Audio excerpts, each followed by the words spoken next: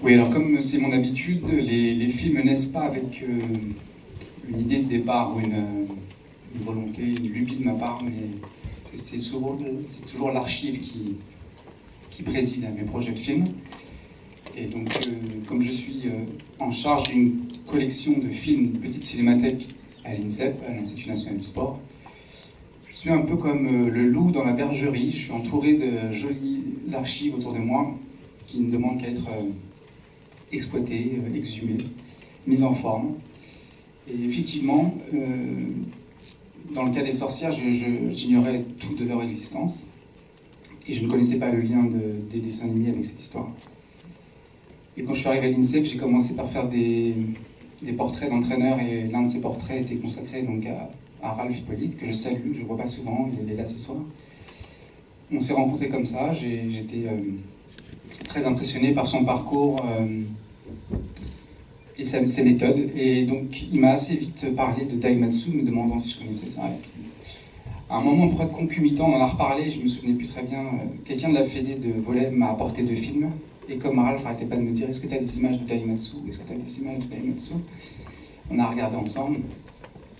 Et puis, donc, le premier choc visuel, c'était bien sûr de voir l'intensité de cet entraînement, qui pour moi était très loin des standards de l'entraînement des années 60, féminin et masculin d'ailleurs. Donc j'étais vraiment surpris par voir la vitesse des placements, la répétition aussi de leurs exercices, enfin beaucoup de choses qui étaient pour moi un peu hors radar.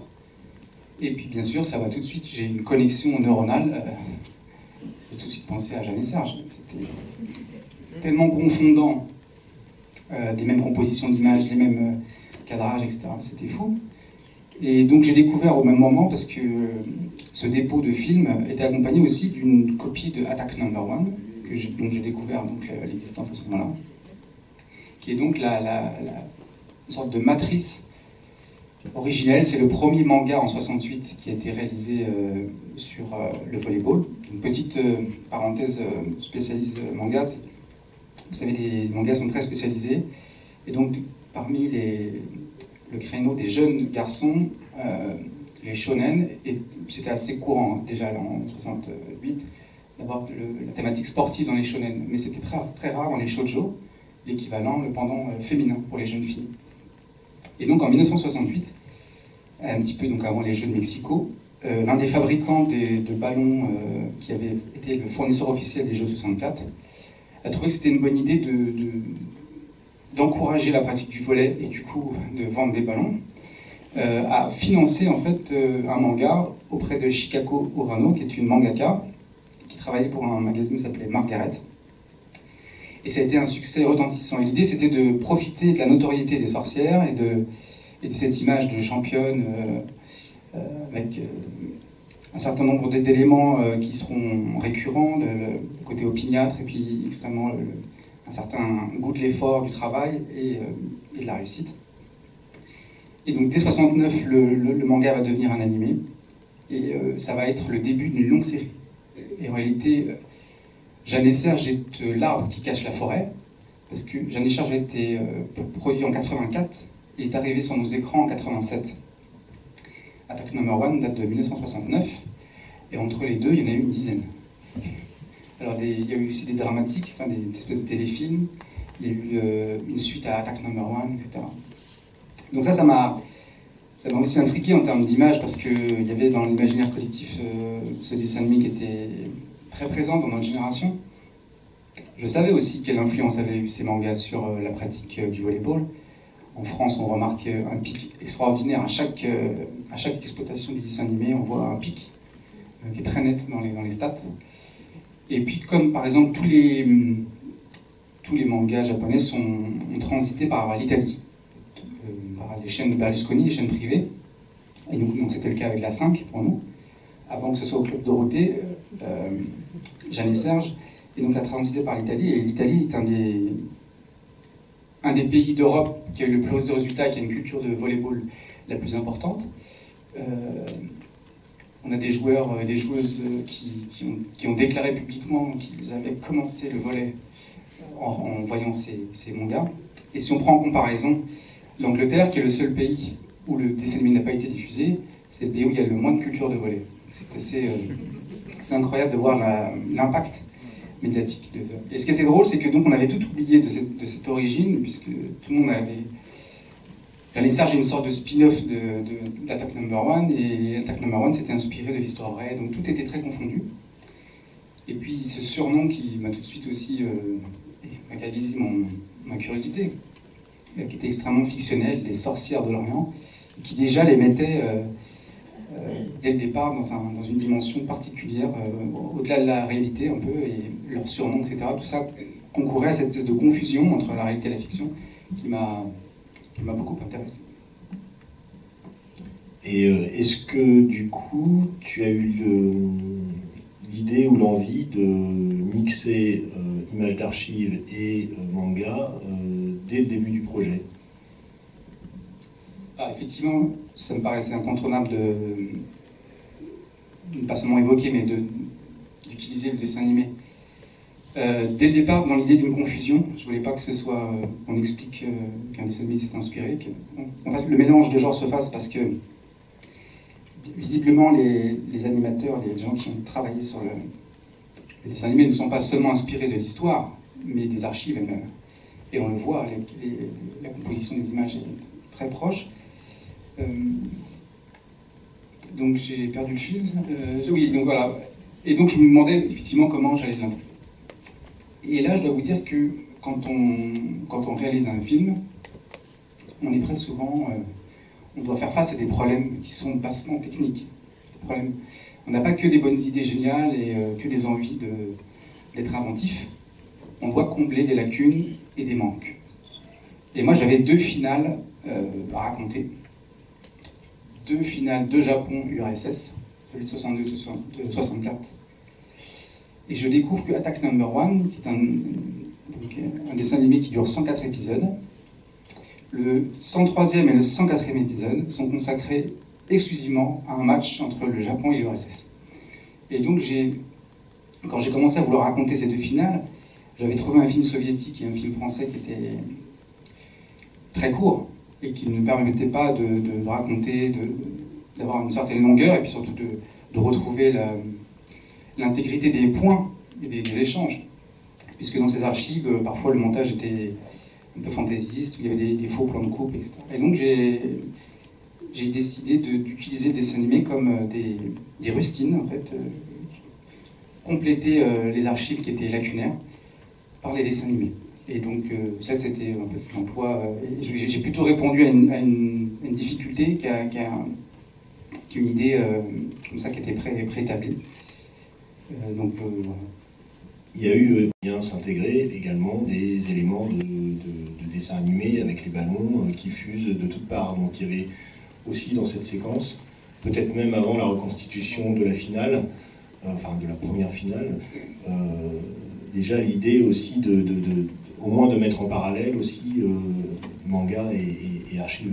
Oui, c'est vrai, c'était un de mes premiers tests en fait, et premiers jeux avec...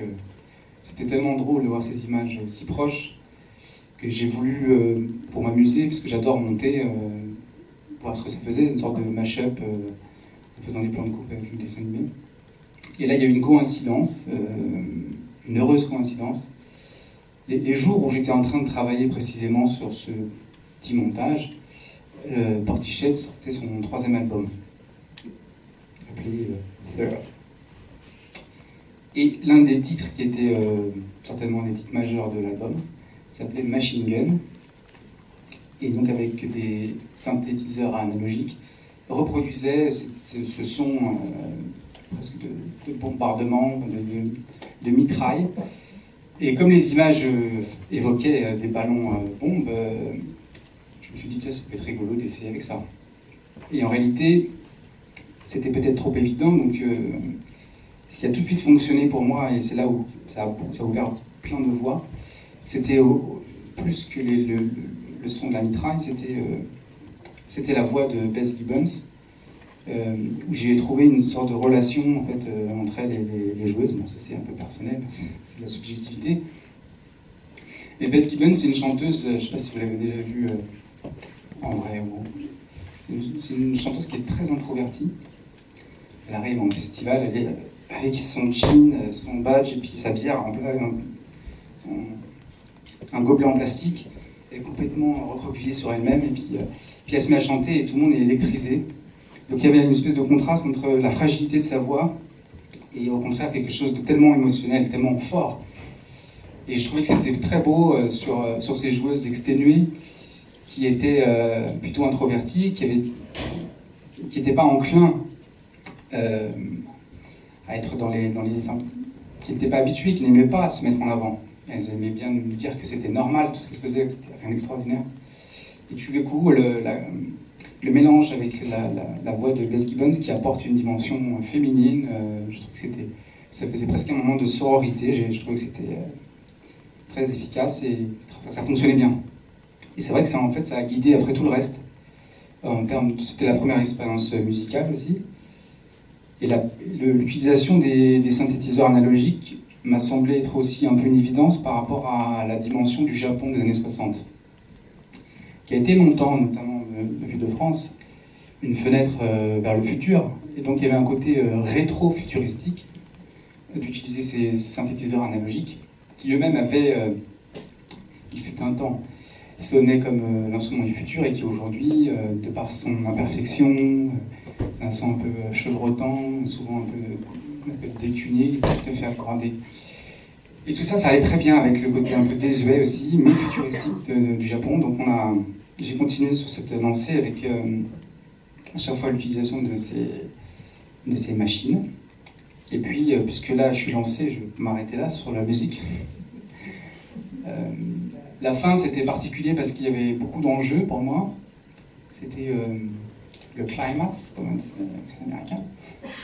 Non, c'était important que je trouve quelqu'un qui puisse prendre en charge ça. Et pour moi, ça devait être une musique originale.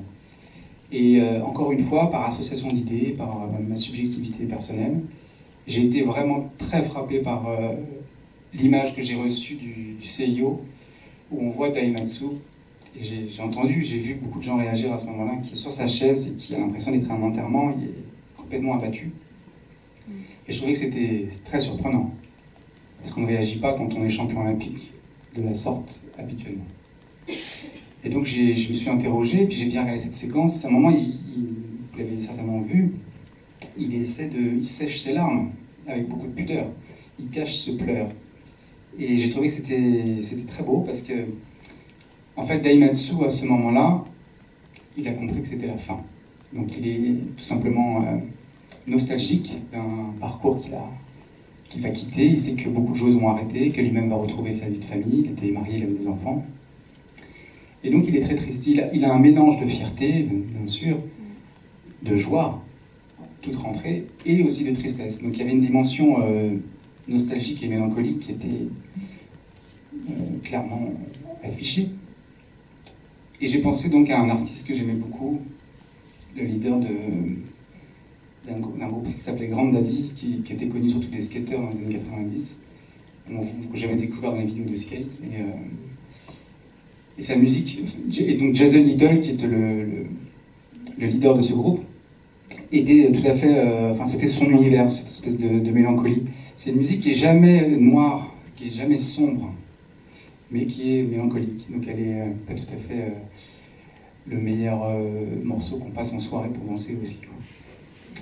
Et donc j'ai demandé à Jason Little, comme un vulgaire fan sur Bandcamp, et il m'a répondu. J'avais testé la séquence avec un morceau de Grand Daddy qui fonctionnait très bien. Et Jason Little a été aussi visiblement touché. Il a été très ému par cette fin où on voit des sorcières pleurer. Et donc il a accepté de faire cette musique. Et c'était très important pour moi parce qu'il y avait un enjeu aussi un peu intellectuel par rapport au statut de ce documentaire, enfin de la façon d'essayer de travailler de façon différente les documentaires de création. C'est l'utilisation de la musique dans ces documentaires en général qui sont au milieu des illustrations. C'est souvent pour des questions de budget ou de non-intérêt pour la musique. Parfois des musicomètres, qu'on appelle comme ça, qui sont très impersonnels. Et là, le fait de demander une musique non seulement instrumentale, mais chantée, en fait, c'est une chanson créée pour le film. pour moi, ça a apporté une dimension très importante, beaucoup plus incarnée, et puis donc les paroles en anglais, mais qui suit cette séquence et qui explique ce qui est en jeu. Ça a été une des belles aventures pour moi d'avoir cette réponse positive et d'avoir engendré la création d'un nouveau titre de Jason Layton. Personnellement, c'était aussi très agréable. Et une autre assez belle aventure a été, je crois, la rencontre avec les sorcières, et peut-être déjà la première rencontre avec elles, puis ensuite le tournage qui a eu lieu quelques mois plus tard, hein, au Japon. Effectivement, donc j'ai découvert cette histoire à travers d'archives, et puis je me suis documenté, j'ai découvert tous ces éléments, notamment l'usine, etc., qui étaient complètement fous, et j'ai trouvé que l'histoire avait un potentiel très important. Puis après, c'était quand même un très gros défi, donc je commençais à en savoir plus, et puisque chaque projet est différent, et donc demande des réponses différentes. Je me suis rendu compte dans les archives que je lisais, donc les articles d'époque, et aussi des études universitaires plus récentes, qu'il y avait un gros problème de compréhension par rapport à cette histoire de... Il y avait de l'ambiguïté, ça c'est sûr, mais il y avait aussi un problème, une vision occidentale qui était certainement biaisée par deux écueils. Le premier, c'était une méconnaissance du sport de haut niveau, et le deuxième, une méconnaissance du Japon. Le sport de haut niveau, c'est pas ce que vous faites, ce qu'on fait globalement pour se faire plaisir, pour s'entretenir, pour s'amuser. Donc il y a un investissement qui est très important. C'est une population très particulière, c'est pas des gens ordinaires. Ils appartiennent à une catégorie qu'on ne peut pas considérer. Je dirais parce qu'il faudrait avoir presque un regard anthropologique sur l'athlète de haut niveau. Il ne correspond pas aux normes. Et je ne voyais pas ça dans les archives. Les gens, donc, ce qui était très agaçant, c'était que les Américains, surtout dans l'article de Life de Sports Illustrated, ils disaient que c'était contre la dignité féminine. Enfin, du coup, ils genraient en fait l'histoire en disant que c'était un tortionnaire qui victimisait des femmes. Et dans un contexte particulier, qui est celui d'aujourd'hui, avec des affaires sordides qui sortaient régulièrement et qui sortent encore, au Japon, dans le baseball, dans le judo, en France, partout. Et donc c'était trop, il y avait trop pour moi je ne pouvais pas faire de voix off et dire ils avaient tort, moi j'ai raison. Donc l'idée est partie il faut que ce soit les sorcières qui parlent. Il faut que ce soit elles qui racontent leur histoire, et je dois m'effacer là-dessus. Je ne dois pas donner mon avis sur la question. Et il y avait donc deux gros problèmes, c'est que je ne parle pas japonais, et que ces femmes sont d'une autre génération que la mienne, donc j'avais plein de difficultés à rentrer en contact, pas seulement matériellement, puisque ça nous a pris à peu près 1 an, avec Catherine, dont je vais parler dans quelques temps, enfin tout de suite, quoi. Et puis William, on s'est mis à 3, on a essayé d'attaquer le château par 3 faces. Moi j'avais contacté l'équipe de France de volley pour être en contact avec l'équipe nationale japonaise. Catherine avait ses réseaux souterrains japonais. Et puis c'est finalement William, par l'intermédiaire de l'Institut français, quelqu'un qui connaissait c'était Claude Brenez d'ailleurs qui est dans la salle quelque part, à qui j'avais fait une demande comme ça, comme on jette un petit peu une bouteille à la mer, on ne sait jamais. Et puis en fait, elle a contacté l'ambassade à Tokyo, et quelques jours après, il y a une personne qui était en charge du sport olympique à l'ambassade et qui me répond en disant justement, j'ai rencontré quelqu'un la semaine dernière qui me parlait des sorcières et qui est en contact avec elle. Donc voilà, décrivez-nous votre projet, envoyez-nous un dossier, et puis on verra ce qu'on peut faire. Donc ça a duré de mémoire à peu près 1 an pour trouver les premiers contacts, etc. Et donc j'avais conscience que c'était complexe, et là où j'ai trouvé solution miracle avec Catherine Cadou. Voilà. Tu veux venir, Catherine? Viens, je vais te dire un petit mot si tu veux. En fait, ce qui s'est passé, c'est que je connaissais Catherine d'avant, d'un projet. Bon, Catherine était fan de marqueurs, elle avait repéré mon film, je sais comment, et elle l'avait programmé, je crois, à Yamagata, ou enfin, elle m'avait envoyé plein de gentils mots. Et donc on était resté en contact. J'ai recontacté Catherine à ce moment-là, en me disant, voilà Catherine, j'ai un gros problème, je ne parle pas japonais, et même si j'adore le Japon, il me semble que j'ai besoin de vous. Catherine, donc je parlais pour vous, là, mais Catherine a longtemps vécu au Japon, elle a même participé, je l'ai su après, elle a participé, elle est allée à Tokyo en 64. Peut-être elle peut nous raconter un peu ça, ouais, c'est sympa. Allez, bien.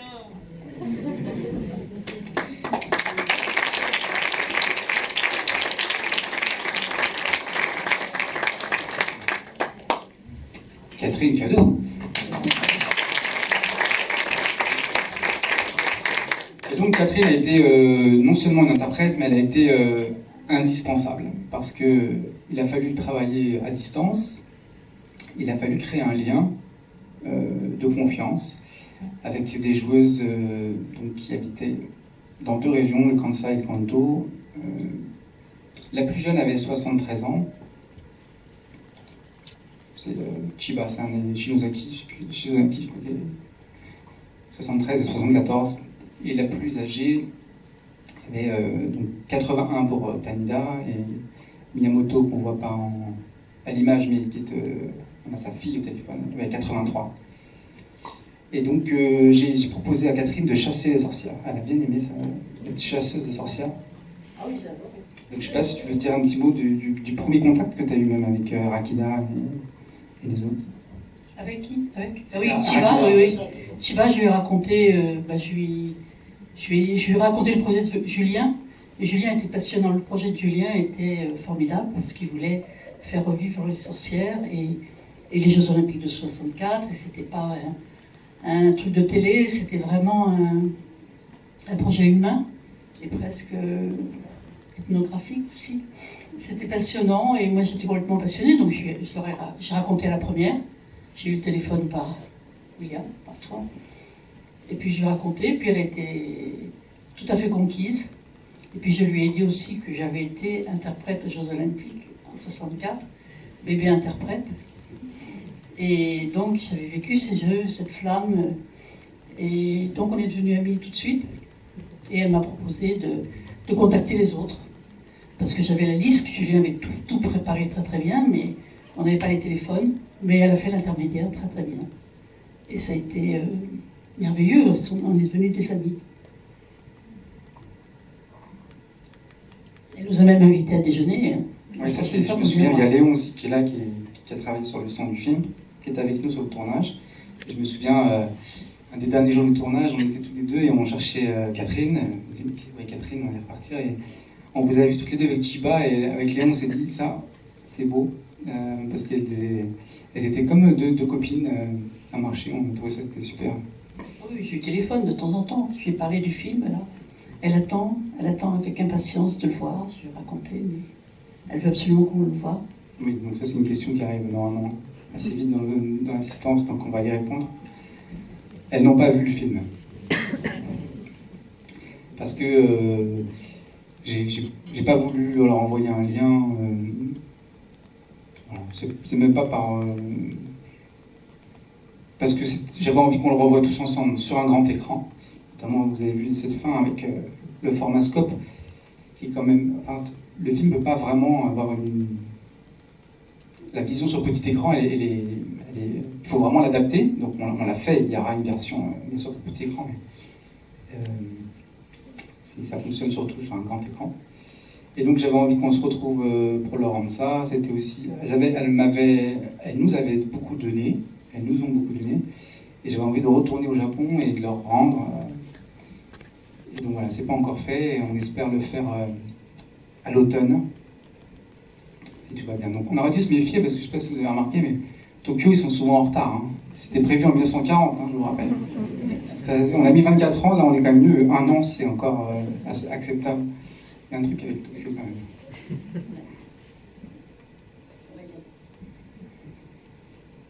En 3 jours, ça commence. En 3 jours, hein, on y est là. Est-ce que vous avez des questions avec ou sans micro?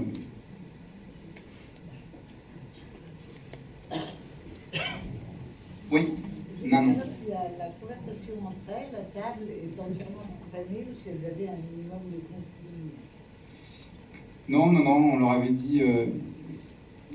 on les avait invitées à un déjeuner. Donc elles ont déjeuné, elles ont été relativement à l'aise tout de suite. Et effectivement, ça a créé quelques conversations très spontanées. Il n'y a eu aucune consigne. Après, j'avais décidé, j'avais imaginé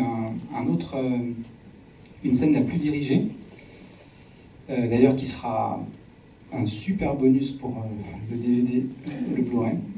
Catherine a peur parce que c'est elle qui va devoir traduire. Non, j'avais prévu quand même un truc en plus, qui était de faire une espèce de portrait, alors pas des portraits chinois, mais plutôt des portraits à la Bernard Pivot. Donc elles devaient dire leurs gros mots préférés, je sais plus ce qu'elles vont dire au Saint-Père en arrivant là-haut, comme ça. Donc elles ont répondu à tout ça, et donc c'était après le dessert, en fait, là donc c'est assez long, hein, parce qu'elles avaient au moins 5 questions, je crois, chacune à répondre. Leur moment préféré, etc. Et puis j'avais un matériau qui était hyper dense et j'avais beaucoup de choses à raconter. Comme cette histoire était peu connue, je voulais qu'il y ait une certaine chronologie, qu'on comprenne l'évolution par rapport au contexte de l'usine textile, leur premier titre mondial, l'entraînement qui s'est intensifié et les Jeux Olympiques. Ça faisait beaucoup, mais voilà, c'est un matériau qu'on va pouvoir exploiter autrement. Ce sera un vrai bonus pour le coup, qu'on pourra découvrir avec l'édition qui sortait. Et donc voilà, c'était...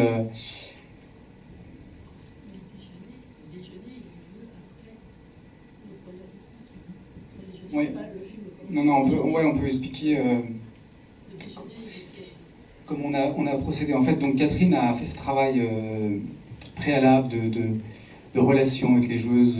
On a commencé à expliquer ce qu'on allait faire, etc. Et puis donc on est parti en juin 2019 avec Léon et Catherine. Donc je remercie Léon et Catherine notamment de m'avoir appris à ne pas choisir au restaurant entre deux plats.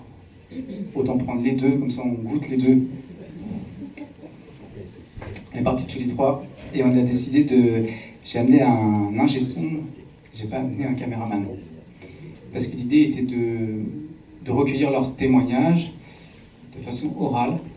Et c'était aussi une posture, enfin pas une posture, mais c'était une attitude qui nous semblait opportune pour casser justement la façon dont les télévisions ont de rentrer de façon un peu fracassante chez les gens. Tout de suite on filme, puis ça repart, et puis au bout de 5 minutes il repart, et puis après au montage ça va être recoupé, etc. Donc là nous on est venus la première fois, mais sans caméra. Et on a donc passé ces entretiens audio qui, dès le départ pour moi, étaient la matière de la future voix off. Donc on est rentré en France et Catherine a fait la traduction de tous les entretiens. Donc on a eu 4 entretiens à peu près d'une demi-journée. C'était relativement court sur place, même si ça faisait des semaines. Pourquoi tu veux rigoler là?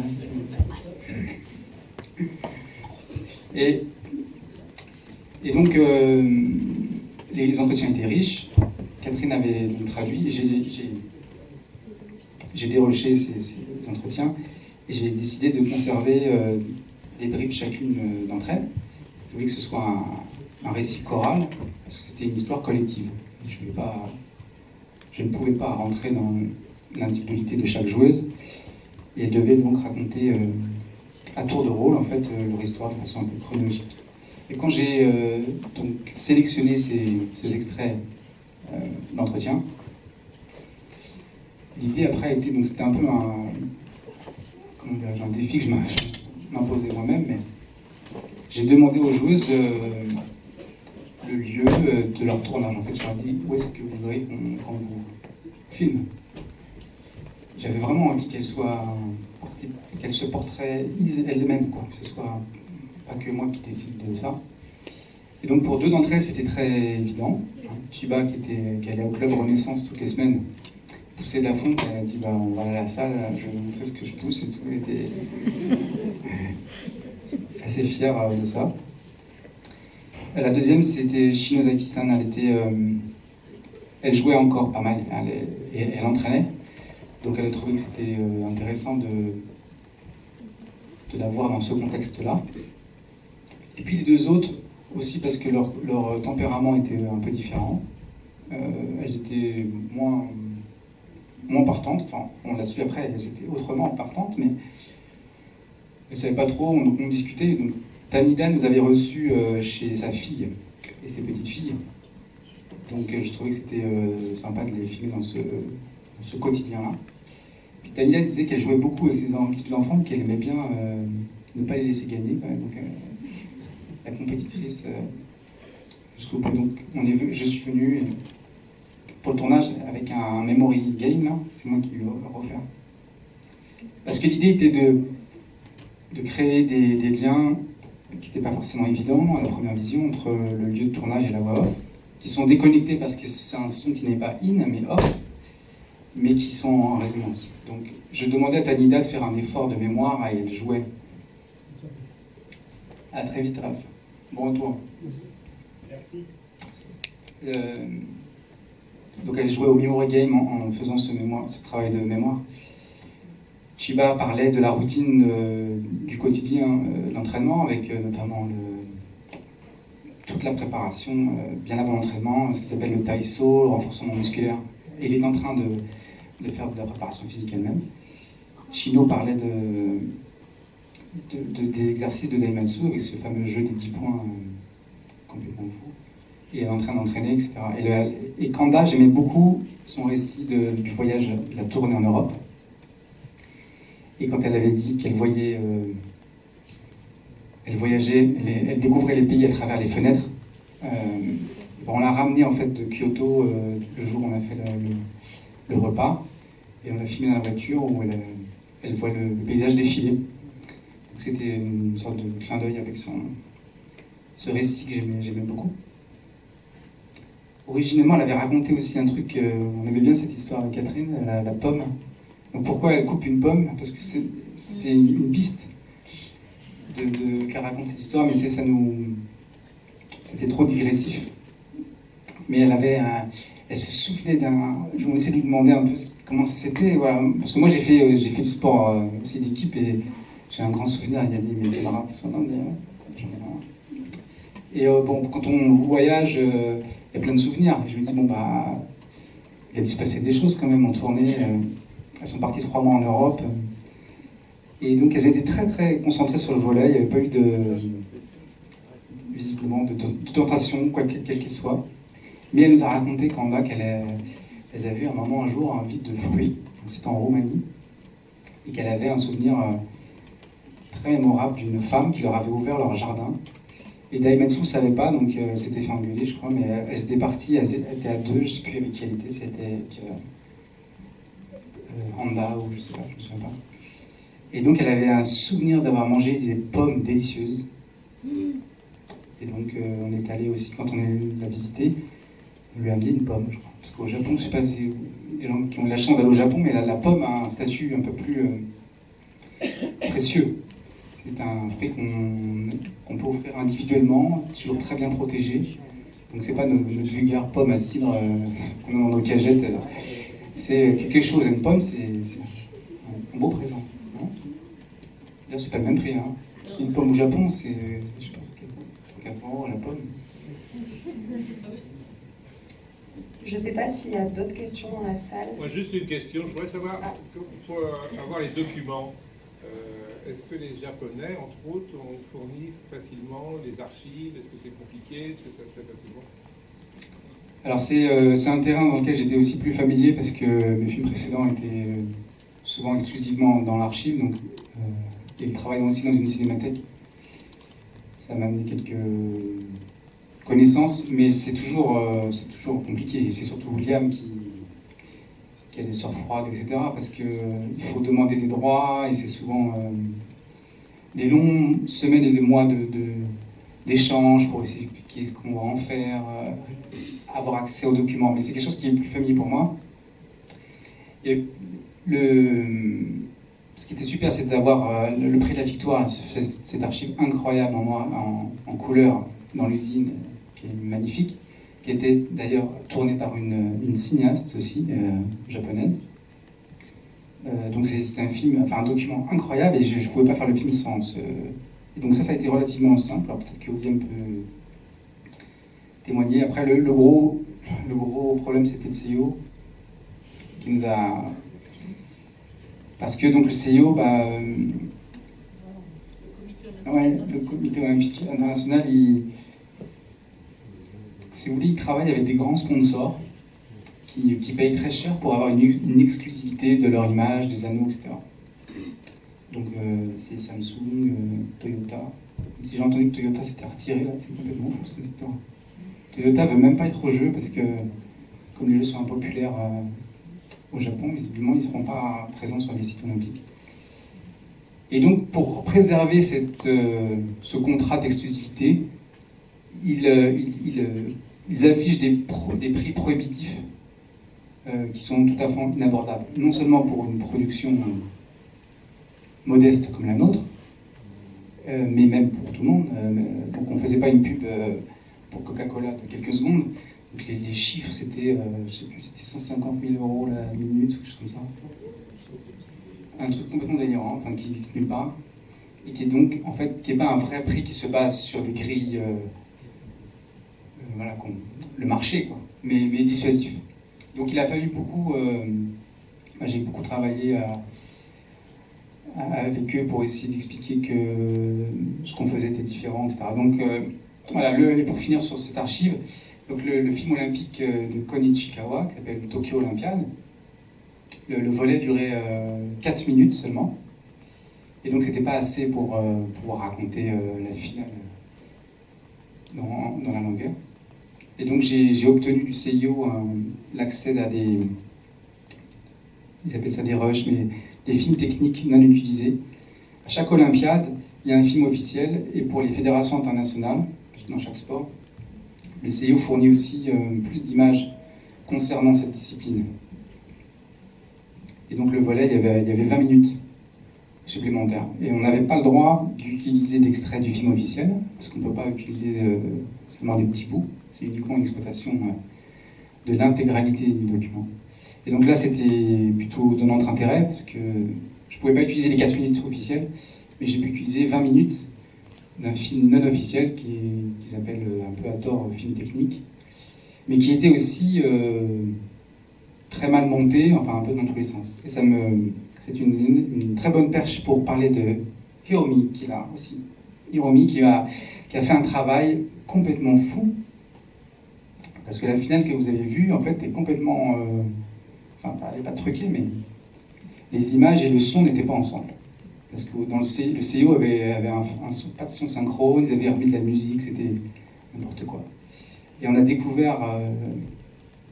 que NHK, donc la radio, la télévision japonaise, avait conservé la retransmission en radio en intégralité de la finale. Donc j'avais un début et une fin, sans interruption, sans publicité, et j'avais toute la finale en audio. Et il a fallu donc resynchroniser avec ce que j'avais. J'avais 20 minutes d'image, mais on ne savait pas si c'était le premier set, ce deuxième set, troisième set. Donc il a fallu. Donc j'ai envoyé à Hiromi en disant, à ce point-là, il y a un service, un retour et une petite balle. Ça va faire un gros bruit parce qu'il y a un gros match. Donc elle disait, voilà, un gros match, peut-être ça. Et puis elle m'envoyait et en fait ça marchait super bien. Donc elle a passé un temps fou. Non, c'était pas simple. Et donc elle a fait un travail colossal et je la remercie publiquement ici.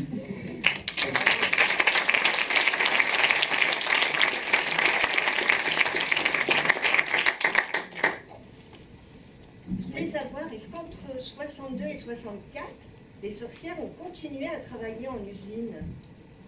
Oui, parce que comme Chiba explique en allant à sa salle de gym, là, Daimatsu était très... il voulait absolument pas qu'il y ait de régime de faveur vis-à-vis de Nichibo, l'entreprise qui les employait tous. Daimatsu travaille aussi pour Nichibo, donc on le voit dans l'archive. Ils travaillent ensemble en fait.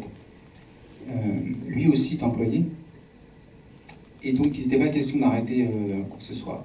L'alliance est que elles avaient des postes à l'usine de Keizuka qui leur permettaient d'être absentes.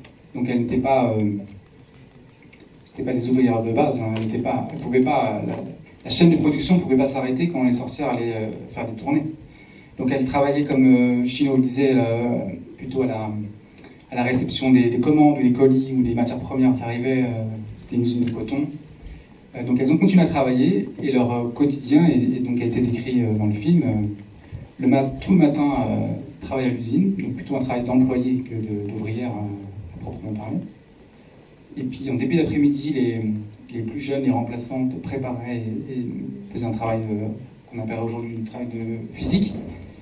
Et à 16h30, la capitaine arrivait, lui il arrivait. Ensuite, il s'entraînait jusqu'à une durée donc indéfinie. C'est ça qui je me suis cassé les dents pendant des semaines là-dessus, parce que je regardais les archives, et puis en bon historien, j'essayais de recouper, de dire si j'en ai au moins 2 qui disent pareil, c'est que je ne dois pas être loin de la vérité. Et là, personne disait, ils s'entraînaient jusqu'à 11h, jusqu'à 1h du matin, jusqu'à minuit, jusqu'à 3h. Je ne comprenais jamais, je dis, bon, il y a bien quelque chose. Et c'était une des grandes découvertes que je trouvais vraiment extraordinaire, une des grandes originalités de la méthode Daimatsu, c'est qu'il n'y avait donc pas d'horaire fixe. Il fallait réussir un exercice qu'elle faisait à 2. Il fallait marquer 10 points dans une affilée. Et ça pouvait durer 10 minutes si les joueuses étaient en forme et si lui n'était pas trop enclin à les faire déjouer. Et ça pouvait durer jusqu'à 6h du matin, puisque Chino dit on croisait les ouvrières de l'aube de temps en temps, parce que ça ne s'était pas très bien passé, on n'avait pas ce qu'elle pouvait entraîner. Donc ça, c'était une découverte complètement folle. Et est-ce qu'en Union soviétique, c'était la même chose, les athlètes travaillaient aussi en usine? Oui, alors il y a une espèce de... Je ne pourrais pas vous raconter tout ça en détail, mais il y a eu une espèce de rivalité interposée. C'est-à-dire que Daimatsu disait les Russes sont des professionnels, pas nous. Et les Russes disaient aux Japonaises elles sont payées pour jouer au volley. Donc il y avait, à l'époque, le sport amateur était encore une espèce de glorification. C'était mal vu d'être professionnel. Donc elles l'étaient en réalité, les Soviétiques et les Japonaises, si on veut, parce que les joueuses sont recrutées par Nichibo pour leur qualité de volleyeuses. Donc il y avait quelque chose, il y a un amateurisme marron, c'était le terme utilisé dans les années 30 par la presse. Les Russes, elles s'entraînaient moins, parce que Daimatsu avait fait une étude un peu comptable, il avait dit bon, les Russes c'est les meilleurs, les Soviétiques. Si elles s'entraînent 3 heures, il faut qu'on s'entraîne 6 heures. Et donc en 2 ans, on va les rattraper. Après, les Soviétiques s'entraînaient, elles jouaient plus au volley. Le temps de jeu, c'était des phases de jeu, on va répéter, mais en gros, elles jouaient au volley. Les Japonaises, vous avez vu, la plupart du temps, elles ne jouent pas au volley, elles courent pour ramasser des balles. Et donc c'est un conditionnement avec énormément de travail répétitif, qui est très japonais, avec donc une méthode, une culture d'entraînement qui est très différente de la nôtre. Pour prendre un exemple connu, le judo, par exemple, les ceintures de couleur, c'est une création française. C'est parce qu'on ne pouvait pas expliquer aux petits Français, aux petites Françaises que pendant 10 ans, ils vont faire du judo, puis il n'y aura aucun grade, aucune avancée. Et puis, il y a un mot, alors je ne sais pas, Catherine me contredira peut-être, mais le mot pédagogie, je ne sais pas si ça existe en japonais. Pédagogie? Kyoiku? Non. En tout cas, pour ce que je connais de l'entraînement, le concept même de pédagogie, quand on s'intéresse à l'entraînement au Japon, c'est vrai pour tous les sports, n'est pas du tout d'expliquer, alors voilà, c'est comme ça que tu vas le ressentir, le truc européen, français, où il faut comprendre pour progresser. Au Japon, c'est on regarde, on répète, et on va atteindre un niveau d'excellence corporelle, gestuelle, qui vous amène à un niveau de conscience surélevé en disant, voilà, il n'y a pas de différence entre le corps et l'esprit, c'est par le corps qu'on va apprendre le geste, et on n'a pas besoin de savoir que on doit imaginer. Alors nous en France, au basket, on disait pour la passe, imaginez une bielle de wagon, etc. Et puis il fallait expliquer, apprendre. Donc là, clairement, sur l'aspect extrêmement répétitif et intense, c'est une culture d'entraînement qui est totalement différente. Et donc c'est ça qui est intéressant, quand je parlais d'un regard un peu anthropologique. C'est que je trouve qu'en France, je l'ai découvert aussi, la question du travail et de l'effort est très politisée. Très rapidement, c'est politisé. Quand on était au Japon tous les trois, avec Léon, au Japon, souvent dans les métros, il y a des gens assez âgés qui travaillent. Alors nous, en français, on disant quand même, ils les font bosser jusqu'à là, à cet âge-là. Et puis Catherine nous dit, mais ils sont très heureux de travailler. Et quand on a quitté une des joueuses, 6 mois plus tard, elle avait arrêté de travailler, elle était triste, elle avait très envie de continuer à travailler.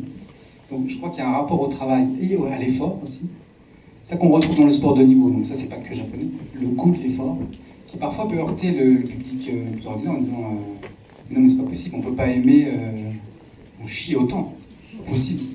Bah si, parce que le goût de l'effort c'est quelque chose qu'on atteint, voilà. Puis vous savez, ces choses comme elles s'entraînent, je dis pas la caisse qu'elle devait avoir, on peut arracher des arbres quand on s'entraîne autant, on se sent d'une force et voilà, on a vous avez du gaz comme ça. C'est aussi très... alors, l'entraînement peut être très dur, on peut vomir, on peut tomber dans les pommes, etc.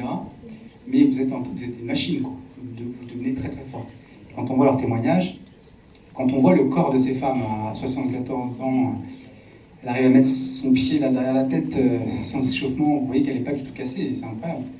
Elle n'a pas été broyée par ces années de surentraînement.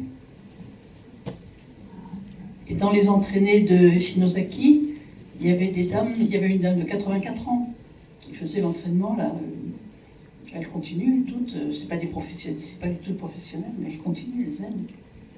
Christophe. Dans le film, j'ai pas l'impression qu'on voit les médailles olympiques. Ils les ont fait voir, elles les ont encore. Oui, on leur a demandé, elles étaient. Ouais. Oui, on les avait, et le caméraman les a mises autour de son cou. Oui. Non, chacune les avait. Je sais pas, on l'a pas. Comme d'accord. Non, c'est vrai. Elle l'avait toutes, oui, elles nous les ont toutes montrées. C'était beau. On a les photos et le caméraman les a mises autour de son cou. Moi, j'ai pas osé, j'ai dit que je méritais pas ça et j'ai pas mis la médaille. Est-ce qu'elles ont eu une forme de remerciement à la fin quand elles se sont arrêtées? Est-ce qu'elles parlent de ça à un moment ou pas? De remerciements aussi. Au niveau des salaires, par exemple, au niveau des prix, au niveau de quelque chose, est-ce que ça en parle pas? Non, c'est ça qui fait toute la beauté du film, et je crois que le public japonais avec qui j'ai commencé à échanger apprécié, et ça, pour le coup, c'est pas proprement japonais, c'est propre à une période où les sportifs et les sportives faisaient tout ça pour la gloire. C'était pas pour devenir célèbre, c'était pas pour avoir des montres en or qui valent le prix d'un appartement, des voitures de sport et des villas avec des piscines.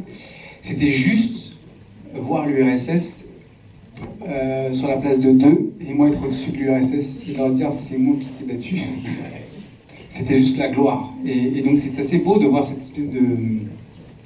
Voilà, mais c'est générationnel. Ces femmes-là, ça vivait aujourd'hui, elles vivraient avec leur temps. Donc j'ai même pas de c'était mieux avant, etc. C'est un fait. À cette époque-là, les sportifs étaient fiers de représenter leur nation. Et à titre personnel, voilà. Et donc il y a un décalage, et je crois que c'est aussi beau de voir ce côté un peu gratuit, et ces femmes vivent relativement humblement, enfin, elles sont à niveau normal, mais vous voyez qu'elles ne sont pas dans des villas de luxe. Et ça correspond aussi à une période où le sport était vraiment... voilà, il y en a pas mal qui ont quitté Nichibo après, mais l'après, je n'ai pas beaucoup étudié, je ne voulais pas trop continuer. Peut-être avant de prendre... Oui, alors allez-y. La question que je voulais poser, il reste quoi dans l'imaginaire japonais aujourd'hui de cette épopée? Il reste quoi dans l'imaginaire japonais aujourd'hui de cette épopée? Ça représente quoi pour un japonais? Comment les sorcières sont perçues, connues? Ouais. Tout le monde les connaît. Enfin, quand on parle des sorcières de l'Orient, vraiment tout le monde, toutes les générations savent de qui il s'agit. Et ça représente beaucoup de... Ouais, c'est un peu l'équivalent de notre France 98, mais c'est un peu plus vieux, donc ils connaissent les sorcières sans connaître peut-être tous les noms des joueuses, par exemple. Mais c'est France 98, c'est une espèce de moment où on a fini par gagner. La NHK aussi a beaucoup profiter de ce record d'audience, c'est monstrueux, je crois que c'était 92% d'audience. Et donc régulièrement, un peu comme France 98, on va convoquer les joueuses juste pour faire des rétros sur la NHK. Donc elles ont un statut particulier. Puis il y a eu certainement un effet de vampirisation avec les mangas et les animés, qui fait que le manga est devenu que peut-être qu'on fait plus le lien en fait avec cette source originelle. Et là par contre, parce que c'est pareil, moi je me posais un peu la question de la notoriété ou pas. Quand on a fini le tournage, on est allé chanter dans un karaoké. Et bon, on a vraiment pris le premier qui venait. Hein, je crois que c'était Ryoko qui avait trouvé, mais bon, je sais pas, j'ai pas l'impression qu'elle allait sélectionner, mais bon, on est sorti du restaurant, moi je sais pas, j'ai un souvenir. Oui. Donc on a chanté, c'était un chouette moment. Et dans le catalogue, il y avait la chanson de Attack No. 1, le générique. Attaque, on entend à la fin là. Donc ça montrait le statut. Je sais pas, il y a des Japonais là, apparemment, c'est une chanson qui a l'air, voilà, qui est dans l'imaginaire collectif, quoi.